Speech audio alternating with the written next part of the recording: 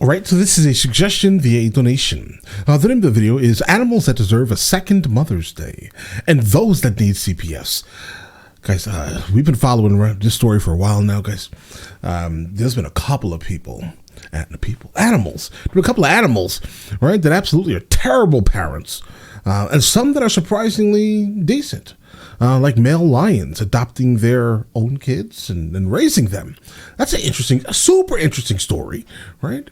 And some others that just throw their babies down to the ground while they're being chased by predators to get away. We've heard a lot of these that have gone wrong completely. But all right, let's go and check it out.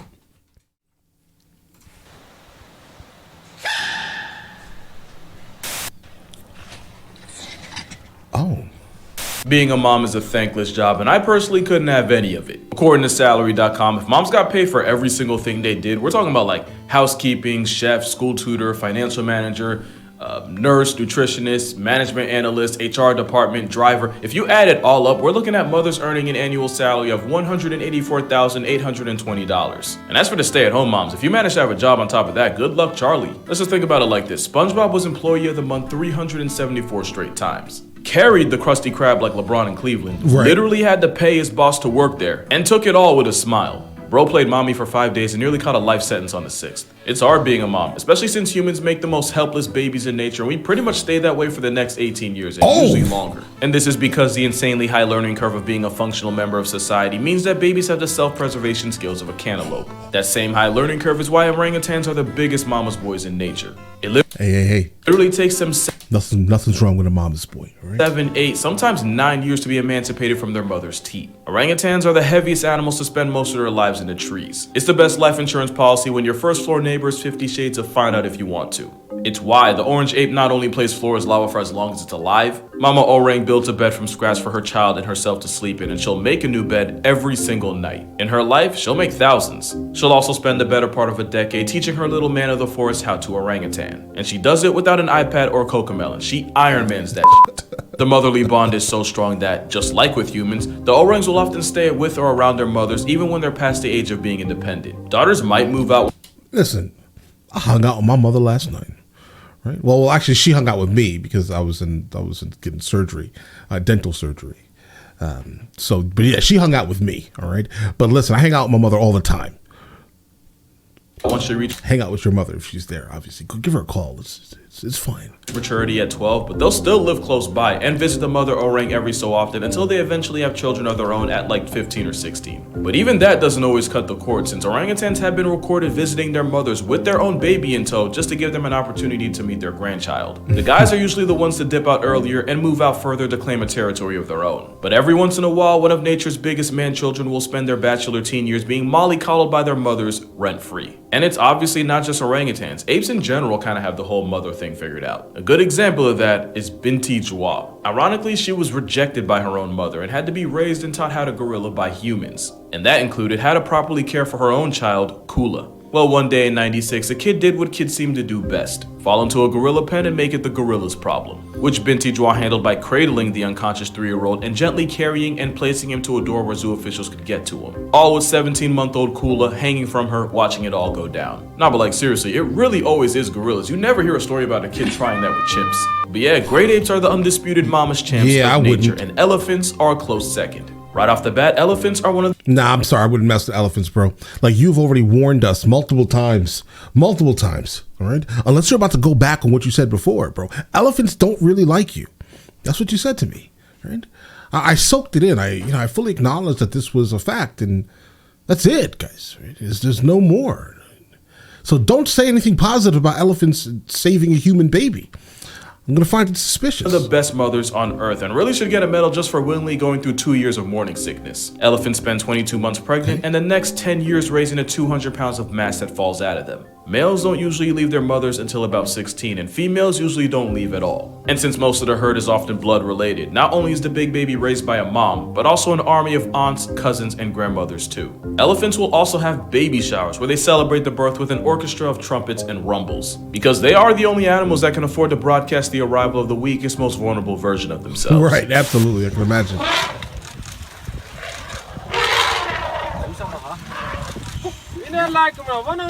Bro, leave it alone. Oh, you trying to make it walk? Celebrating a And that's because newborn baby. they know anyone that wants anything with the baby gotta see a 60,000-pound wall of weaponized estrogen first. They'll even make the baby shower literal by kicking up sand and dirt all over the newborn calf. But it's actually to protect its sensitive skin from the brutal sun and possibly even to mask its scent from predators looking for a come up. Speaking of which, very few things get to mess with a baby elephant and live with the consequences. This is an elephant assaulting a Guys, few I'm things almost get to mess positive that this one right here is pretty much making water. If you understand what I'm saying here, it's pretty much making water on top of the baby. And this right here, that's the water that's being created from the elephant. All right, that's the water. Ew. Even to mask its scent from predators looking for a come up. Speaking of which, very few things get to mess with a baby elephant and live with the consequences. This is an elephant assaulting a crocodile with extreme prejudice. Now, I don't have the whole backstory here, but considering what it takes to get curb stomped by nature's hydraulic press, that croc 100% pressed the wrong elephant's kid. And not even other elephants get a pass. Angsty bulls will often resort to bullying smaller calves when they want to mate. And that's a great way to start a track race with every other pissed off pachyderm in the district. Elephants are so devoted to their children, they'll even confront their biggest op if it means saving them. The biggest threat to elephants aren't lions, hyenas, or down bad bulls. It's us. Whoa! By far, and they know it. So when an hyenas or down bad bulls. Guys.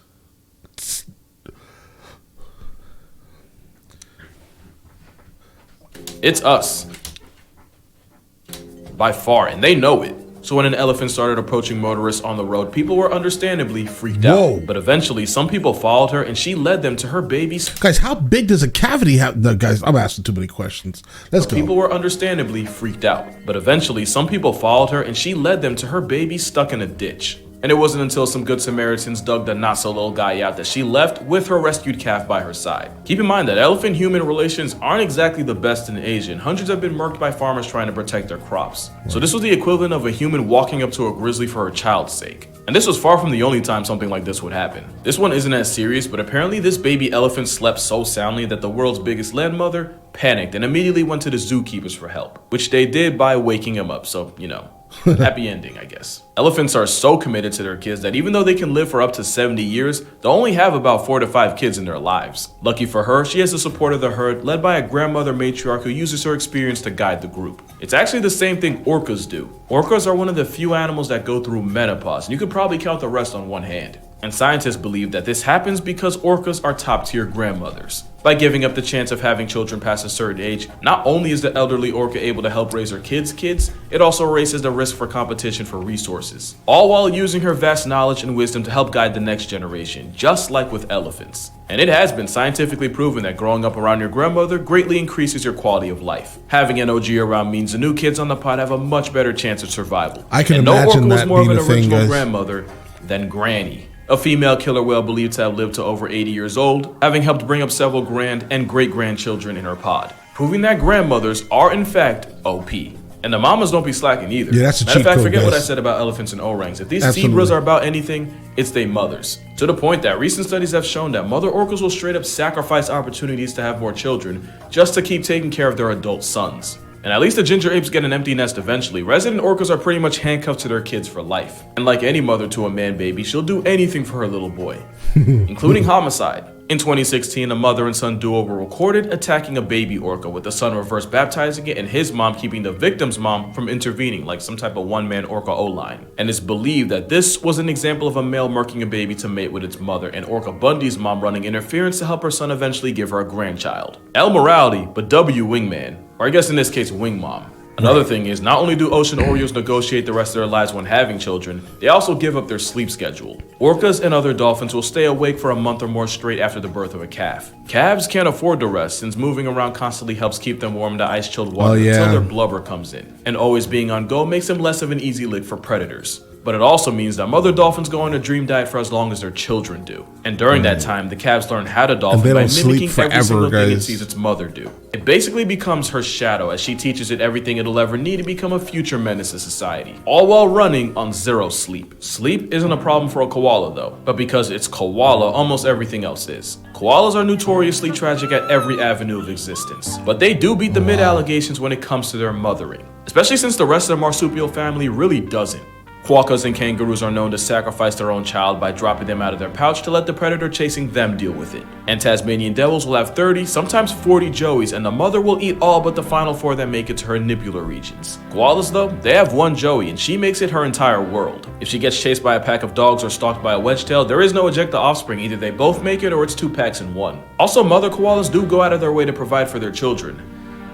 Just not in the way anyone asked to see. Don't watch this part while eating, you know what's coming. What? But the one thing koalas insist on making their defining trait to eat can't even be digested by them. Koalas need a special gut bacteria to break down eucalyptus. Without it, they can eat as much as they want, they'll still become a hashtag to hunger. It's why you can't treat a koala with chlamydia with antibiotics, because if you anti their biotics, they'll be out of life. So mama koala passes on the bacteria by feeding her precious child nuggets. Right. Fresh from the source. To be fair, it is actually different from the usual deuces she drops from that end, but technicalities don't really matter when it's being served from a koala's brown eye. But this species formula means the joey can now get all the nutrients he needs to be the best or just slightly above adequate koala he can. Yeah, this man's search history is gone. It's gone, guys. I mean, can you imagine if there was anyone watching on the outside, specifically whatever you're searching for, like specifically his computer, he would have troubles. All right, I can tell you right now, there will be a lot of issues regarding his search history. You know, he'd have a lot of questions to answer. Can be. The one upside to eating eucalyptus is that koalas rarely ever need to drink actual water. They usually just get what they need from the leaves. We don't have it that easy. And it's not as simple as just downing gallons of water a day, since that can really mess with your electrolyte levels. Which can be a problem if you're an athlete and constantly sweating it out throughout the day. Another struggle bush bears will never know. And for y'all that don't know, I actually just got done with fasting for a whole month, and as anyone who has done it will tell you, eventually, it's not even about the food. It's about not being able to drink with the sun watching, especially if you're stubborn enough to work out or play basketball during it, like me. What kind of fasting is he on? It's like a religious fasting, maybe. Guys, help me out in the comments. For what reason would someone fast for such a long period of time? Maybe something health related, but I'm guessing it's probably something religion related, maybe, right? Not consuming anything while the sun is up. Something that probably would have turned me full-time horizontal if it wasn't for Liquid IV. Okay, a little bit of an exaggeration, but Liquid IV was a lifeline. I smelled the ad coming. I mean, good. He's good at it. I'm not going to watch it, but he's really good at it. He's really good at it. I respect it. Right? If you're interested in any type of obvious, hydration multiplier, I never tried any of these things, right? But if you're interested in any of that, I mean, sure, go check out his link. I'm sure. On the Sahara. It's actually kind of funny because I didn't even realize I was using Liquid IV way before they offered to sponsor me until they sent me their stuff. And it's pretty straightforward. You just pour the Liquid IV into the bottle. So if you want to try some of the flavors, let me know if you're interested. Unless you're a koala, because again, they don't really need water to begin with. Truthfully, I don't know that they understand the concept of water. But all memes aside, the koala is actually pretty underrated as a provider, but probably not as underrated as snakes. Bro, he made a whole video about how koalas were basically trash, right? And now he's praising the koalas. But I get it. I mean, maybe he's decided to... no, I don't get it, bro. I don't get it. Why are you praising the... I mean, because it's like a Mother's Day episode, so that's really probably, yeah, it's a great mother. It doesn't throw its kid away. It does everything. Guys, it feeds the kid. It's, it's food from the back door, guys. You know what I'm saying here, guys?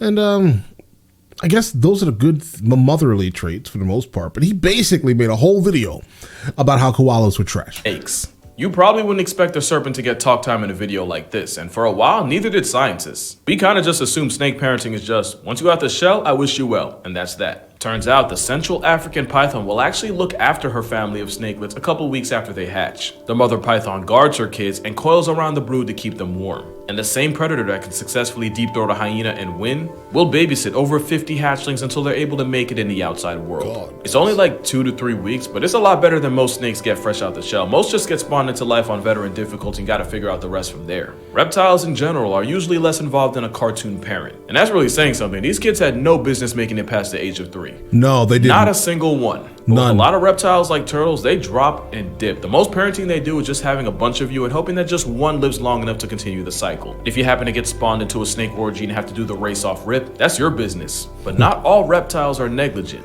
Alligators are incredibly and weirdly devoted mothers. The same homicide gecko that murks its own kind. Basically, she builds a nest for her eggs and then threatens to life expire anything that gets near them. And once the eggs are ready to hatch, they'll call out to the mother from the nest to get her to dig them out. And the same vice grip jaws that can eviscerate a grown man also manage to be gentle enough to help any baby struggling to hatch on their own by lightly cracking the shell. For the next year, she's nature's best bodyguard, carrying her kids in the one place nobody would be stupid enough to reach into. Especially other gators, because as mentioned, they be on Dahmer timing. Croc mothers are just as protective. But with a lot of things in the neighborhood being down for croc omelets, sometimes it's not enough to just have one person looking after them. Some birds and crocodiles will actually work together to protect each other's children in something like a neighborhood watch group. You see, it starts with a bird like a spotted dickup, also known as a thick knee or a stone curlew, laying her family. Call it the other names instead. I'm sorry. The other names are better. Of eggs right next to a clutch of future crocs. That way the giant living snare trap will scare off most threats from even getting near the nest. The trade-off is, if an op like a monitor lizard pulls up all the crockers away, then as far as the bird's concerned, it's a fade on sight. The dick ops will harass and square up to the monitor to protect the crocodile's eggs. Not only does it slow down and probably confuse the hell out of the monitor, the calls of the bird are like a siren for the crocs, who instantly pull up to the nest the moment they hear it. Pretty much the thick knee cosplays as a crocodile baby monitor to protect both families from an actual one. I'd call it teamwork, but Mama Croc could really scramble the bird's child right in front of her and think nothing of it. Right. That's the kind of gamble this bird takes. Happens, some birds make a similar deal with gators. Some birds will go out of their way to start a family right above a group of alligators. And just like with the thick knee and the croc, the alligators protect the birds from smaller predators like raccoons and opossums just by existing. They pay the gators off by yeeting the weakest child out the nest on some straight Sparta type of meat. The bird parents get to use resources on chicks that actually have a chance at life, and the gators get free protein airdropped to their head. Lots of birds have ways of keeping their next generation from becoming past tense. A bird called a killdeer will fake a career-ending injury in order to get a predator's attention and then act like it's limping over to its final resting spot in order to lead the predator away from a hidden clutch of eggs. Then there's the hornbill. This alternative toucan seals herself inside the nest with a literal wall of shit, a mixture of fruit paste, mud, and poop. The wall takes hours, sometimes days to build, and only once she's entombed herself will she lay her eggs. And for the next 3 to 5 months, the hornbill's entire world is that tiny, dark birth room. She commits the role even further by molting all of her flight feathers, since she's pretty much grounded for the foreseeable future. She does have the father to funnel her food through the tiny opening, but it also means if her partner slips up and gets put on a milk carton, that nest becomes a coffin for her and her children. Up to 5 months of not only self-imposed quarantine, but every second of it with a bunch of newborns. Not only that, but she gets the honor of shoveling out the piles of digested fruit mush her babies assault her with multiple times a day. Because what goes in will come out. It's literally 5 months of the same different day, and we be popping BC like Tic Tacs if we had to do half of that. And then there's the white-crowned plover, who will literally select violence with anything that gets anywhere near their nest. Any baboon or monitor lizard that tries gets dealt with extreme prejudice, because these birds believe in EOF, equal opportunity phase. But probably the best bird mom of all would probably be the hummingbird. Mainly because she has to bring up the entire... Listen, I'm not saying birds can't be great parents. I'm sure they may be great parents, right? But I'm sorry. Like, listening to how, like, bird society is even ran, I'm disgusted. Like, consistently disgusted by what they do, or how about this? What they choose to do and who they choose to feed their excrement to. All right? I'm disgusted by it. It's nasty, right? Now, that may be enough to turn me off of these beautiful creatures. They're absolutely beautiful. They're nice to look at, but I want nothing to do with it. Our family by herself. The male doesn't contribute anything beyond baby batter. He can't even be bothered to build the nest. All of it's on her, which she does, assembling a teacup-sized nest from scratch. From then on, if she's not incubating the eggs to keep them alive, she's looking for food to keep herself going, which is already hard enough since a hummingbird can easily go from feast to flatline if they go more than a couple hours between meals. Motherhood only becomes more of a jihad once the egg or eggs hatch. because now she pretty much has to work overtime to carry the gene pool without folding on herself or her children. The thing is, the motherhood buff is so crucial that some hummingbirds like the ruby-throated single-handedly have some of the highest nesting rates of birds in that area. It's about 45 days straight from when she starts constructing the nest to when the little hummers can make it out on their own. And the first thing she does when they move out is start the entire process all over. No, seriously, she'll often raise 2 families back to back in one summer. She does it all with a father that couldn't be more of a deadbeat if his heart retired. So yeah, hummingbirds might be some of the most underappreciated single mothers in nature. Probably not as much as the cheetah though. If single parenting was a sport, she'd be D1 from day one. Like the hummingbird, she hard carries the entire family while the baby daddy drops a load and hits the road. But unlike the hummingbird who has to look after 1 or 2, Bro, who hurt you?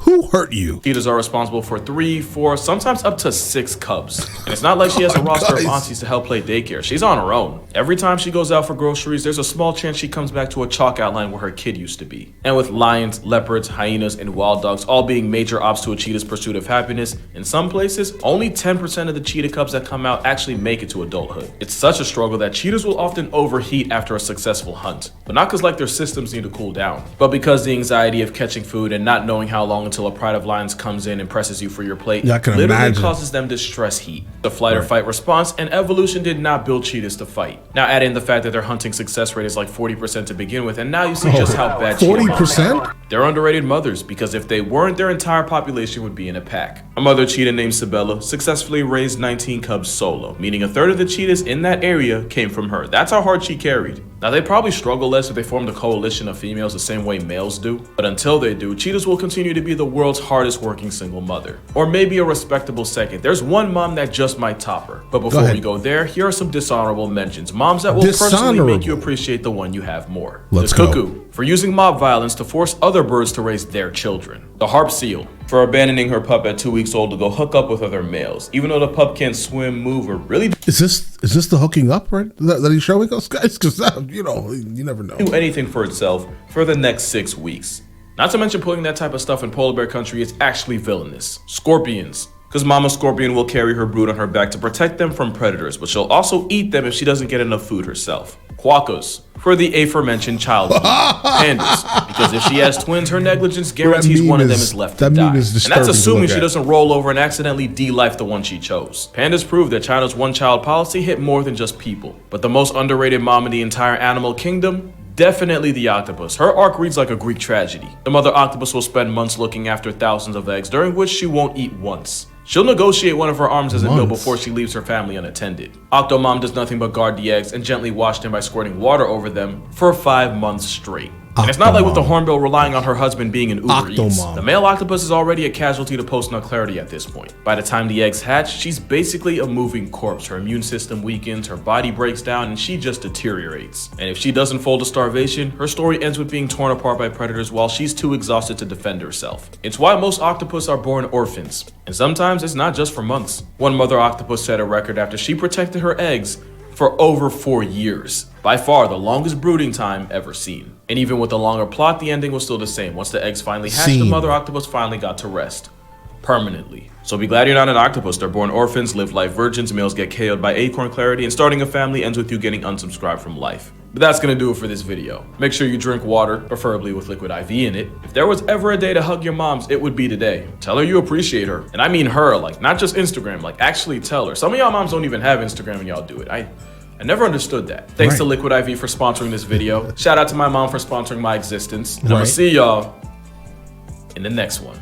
Absolutely. I've had some wildlife and Hey, listen, there's been a whole lot of like terrible mothers, right? Absolutely, in terms of like the animal kingdom, this is just bad consistently. Well, what I would think is absolutely terrible, but hey, listen, that's their society. Who am I to judge what that race of being is doing? I'm sorry, you know.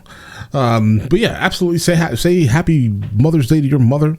Absolutely, you should be doing this all the time, though, guys. Right? I mean, I would hope. It's your mother. She made you, right? All right. Listen, you guys all have an absolutely amazing day and enjoy your day thoroughly. All right.